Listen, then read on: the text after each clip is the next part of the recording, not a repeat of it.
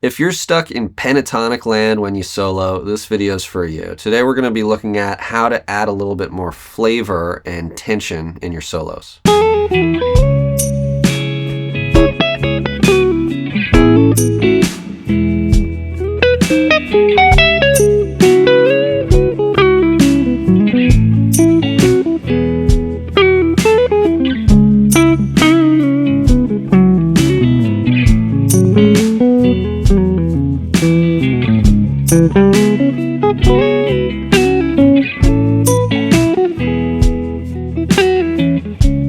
So there's a couple steps to this, so make sure you watch until the end for it to all make sense. If you want to download the tabs to everything that I do in this lesson, the link's in the description. There's also a link in there if you really want to ramp things up to apply for one-on-one mentorship. So step one is we're going to pick a song or a chord progression. In this case, let's do Slow Dancing in a Burning Room by John Mayer. In the A section of the song, there's really just three chords. It's C sharp minor, go to A chord, then you go to E.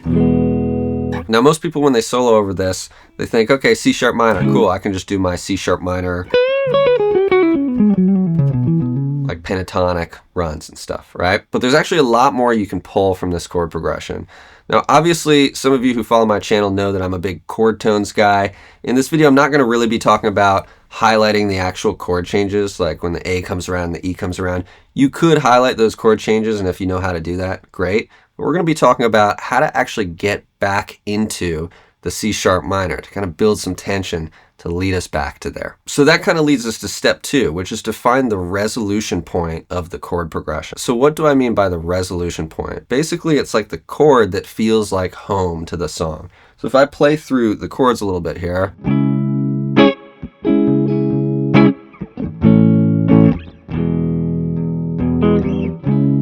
there's kind of a couple resolution points, to be honest. Like at first, the C sharp minor sounds pretty much like home, right?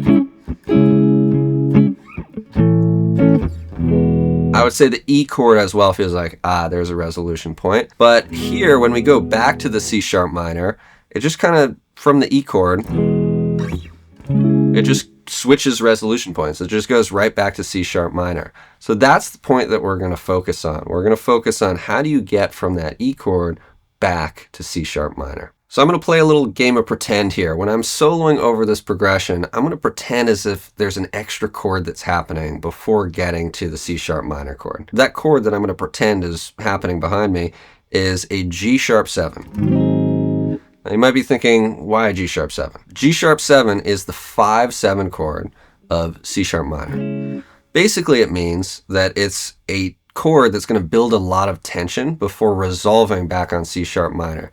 And you've probably heard this a million times in music where you hear this sort of cadence, this, right, that kind of like 5-to-1 sound. When I say 5 chord, what exactly does that mean? Just so you understand what that means there.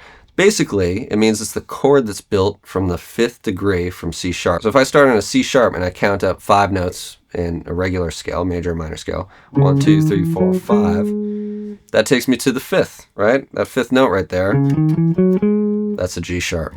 So if I play a dominant 7 chord, because it's a G sharp 7 chord, built from that 5, built from that 5th degree from C sharp, that gives me a perfect chord to use to build tension to get me back to C sharp. So I'm going to pretend like this chord progression is going like this.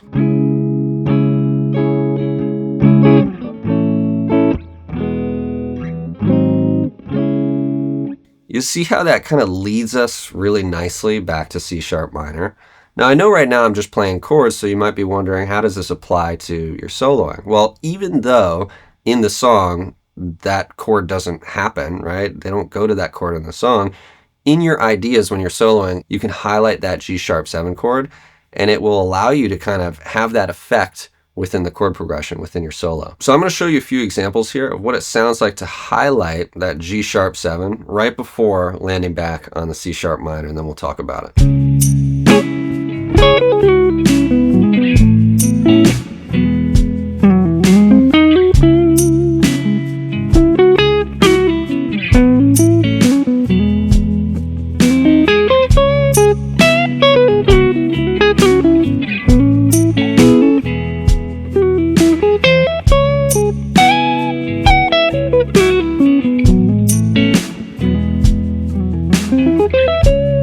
So over the majority of that chord progression, I was just playing stuff I normally would play in that context, like C sharp minor pentatonic runs, basically. But right before getting back to that C sharp minor, like a beat before, maybe sometimes 2 beats before, I was just highlighting the chord tones or the notes of a G sharp 7 chord. So let's walk through some of those examples. So the beat before C sharp minor, I did something like this.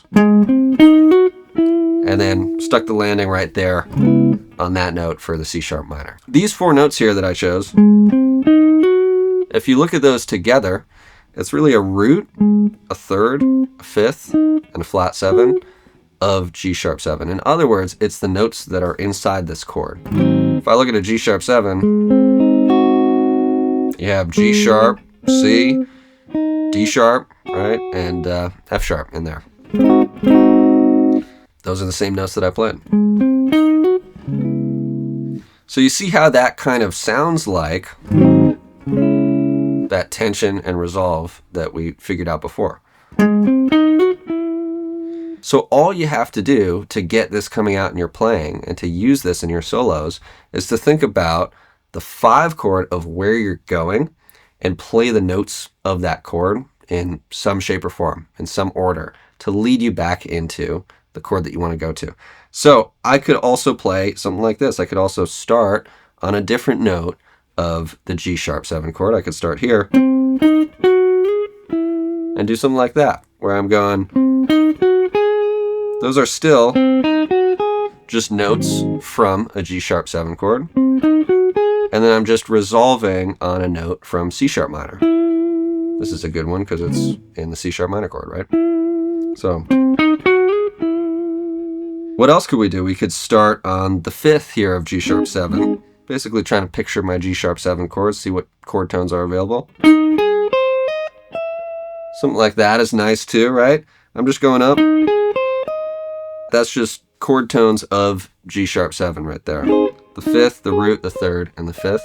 And then I'm landing right here for the C sharp minor. So I'm going to walk you through this one more time with a different chord progression, just so you get a solid sense of how this works. So let's try this with the chord progression from Say It Ain't So by Weezer. That chord progression goes like this. We got C minor, we got G, we got A flat, we got E flat. So what I'm thinking here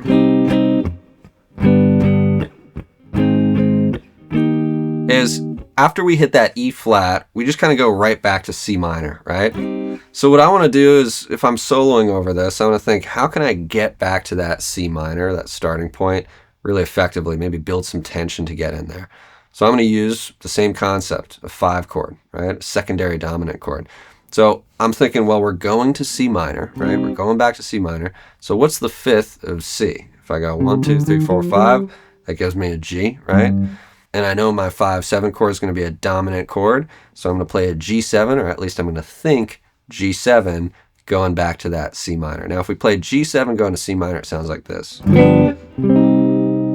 That same tension resolve that we heard when we did this over slow dancing in a burning room. So now, in this example, I'm going to solo, playing things I would normally play over this progression, but about a beat or so before I land back on that C minor, when the C minor is coming around again, I'm going to play some notes from a G7. I'm going to play one of these notes, or maybe one or more of those notes.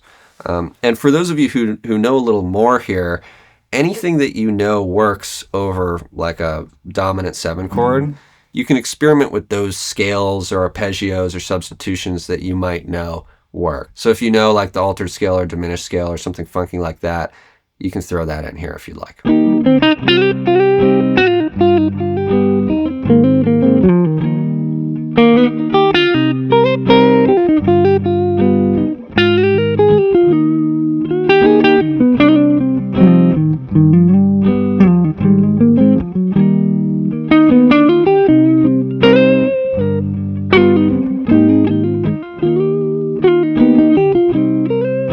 My name is Eli Koskoff. Once again, if you want to download the tabs, links are in the description. Also, the link to apply for mentorship is in the description as well.